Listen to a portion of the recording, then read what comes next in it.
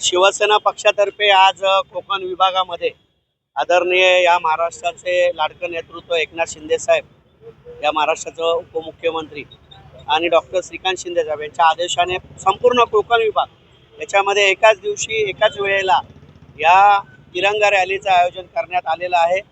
या तिरंगा रॅलीचं आयोजन करण्यामागचा उद्देश एवढाच आहे की सिंदूर ऑपरेशन जे भारतातर्फे करण्यात आलेले आहे त्याचा विजयोत्सव साजरा करण्याच्या दृष्टिकोनातून आर्मी असेल, नेव्ही असेल आणि वायुसेना असेल, या सगळ्यांना त्याच्यामध्ये या जनतेचा सहकार्य आहे, सपोर्ट आहे।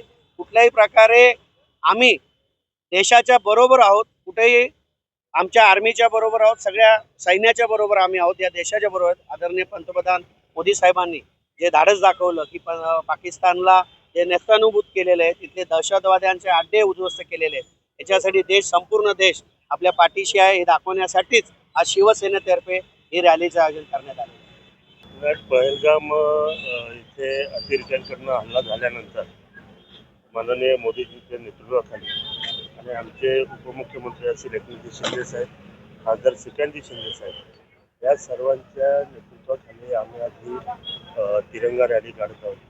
त्याचं कारण असं आहे की भारतीय सैन्याने जे सर्जिकल स्ट्राईक केले आणि जे अतिरेक्यांचे अड्डे उद्ध्वस्त केले, ऑपरेशन सिंदूर म्हणून राबवून पाकिस्तानच्या मनामध्ये जी धडकी भरलेली आहे भारतीय सैनिकांबद्दल आणि आपल्या देशाच्या बद्दल, ते कायम राहावं। त्या सैनिकांना आपण सिव्हिलियन आहेत, आपण लढायला जाऊ शकत नाही, परंतु आपण कमीत कमी एवढं तरी करू शकतो की जे आपले जवान आहेत, प्राणपणाने लढत आहेत, जीवाची बाजी लावून लढत आहेत, त्यांना एक मॉरल सपोर्ट की बाबा आम्ही सर्व हिंदुस्थानी लोक तुमच्या सोबत आहोत।